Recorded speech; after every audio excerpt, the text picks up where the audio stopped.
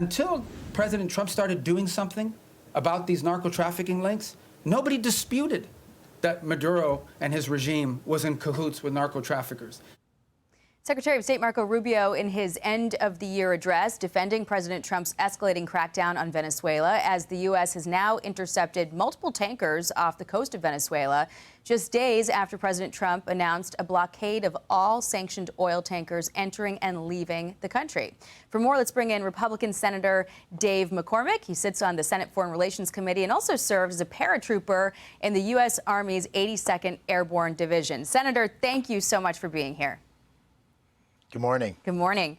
So the White House Chief of Staff, Susie Wiles, said the quiet part out loud in a Vanity Fair interview this week. She said, quote, he, meaning the president, wants to keep on blowing boats up until Maduro cries uncle, and people way smarter than me on that say he will. Wiles' statement appears to contradict the administration's official stance that blowing up boats is about drug interdiction, not regime change. Now, Republicans, for the most part, did not bat an eye. They were pretty much all on board with the idea of ousting Maduro, who is a very bad guy, except for Rand Paul. Listen here. I'd love to see Maduro gone. What I don't want to see is that we go at the tip of a bayonet and say we're going to spread freedom around the world. It's incredibly expensive. We can't even provide for our own people. We're $2 trillion in the hole. We don't need to be the world's policeman.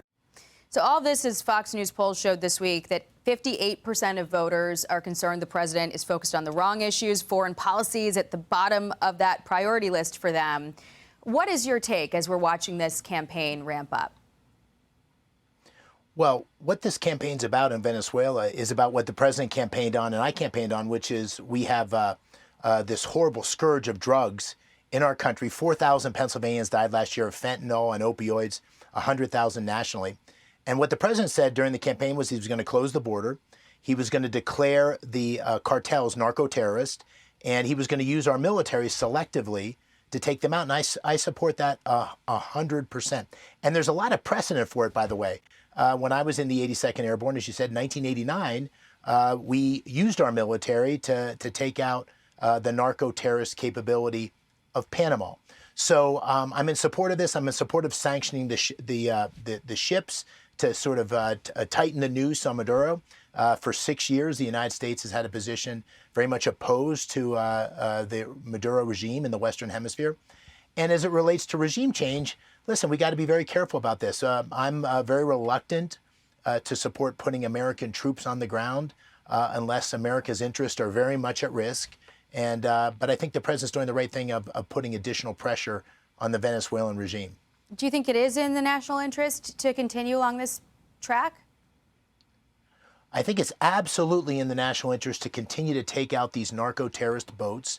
I think it's absolutely in the national interest to continue to pressure Maduro. These are sanctioned boats.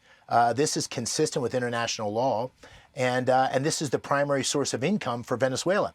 So I think this is consistent with what the president said, consistent with America's interest, and I think we should keep the pressure on.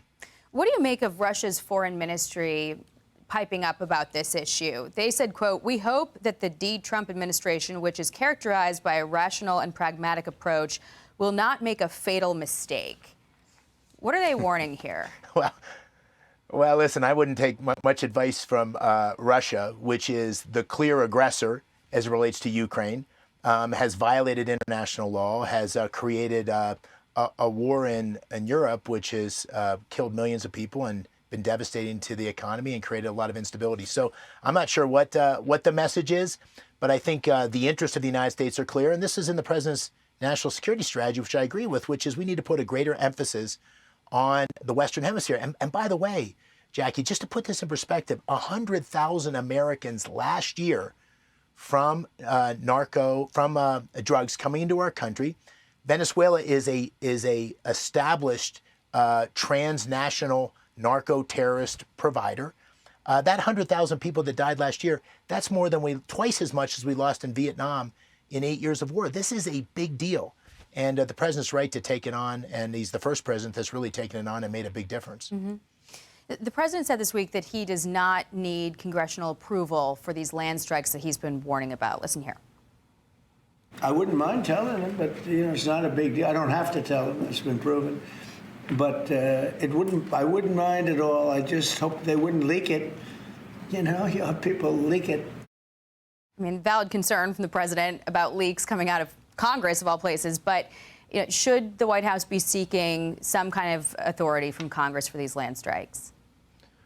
Well, listen, in the case of Panama, which I mentioned, that was not the case. But I think the more engagement with the Congress that the administration has, the better. We had a terrific classified briefing on this topic last week with all the leadership, Secretary Hegseth, Chairman Kaine, and others. And I think a lot of engagement's better. And I think the president's on strong footing here, and I think he'll have the support he needs. And finally, the Pentagon said this week that they won't be releasing that video of the second strike from September 2nd. Democrats said this.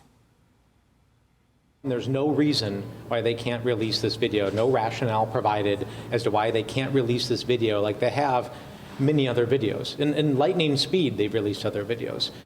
Do they have a point with that? Well, listen, the briefing that we attended, it was a bipartisan briefing. It was extremely specific about the intel and the confidence that our military leadership had in terms of who's on those boats. A number of my colleagues on the Intel Committee have viewed the video, and having spoken with them, having spoken with Chairman Kaine, I have a lot of confidence that the administration and the military is following the laws of war and doing this in a very targeted way to make sure we're killing the bad guys. And I support that 100%. All right, Senator Dave McCormick, thank you very much for coming on to talk about this hot topic. It is evolving right now. There are reports of another tanker being actively pursued. And we've seen across the aisle pretty wide approval for taking those sanctioned vessels and sanctioned oil out. So thank you very much for joining us this morning, sir. Thank you. Hey, Sean Hannity here. Hey, click here to subscribe to Fox News YouTube page and catch our hottest interviews and most compelling analysis.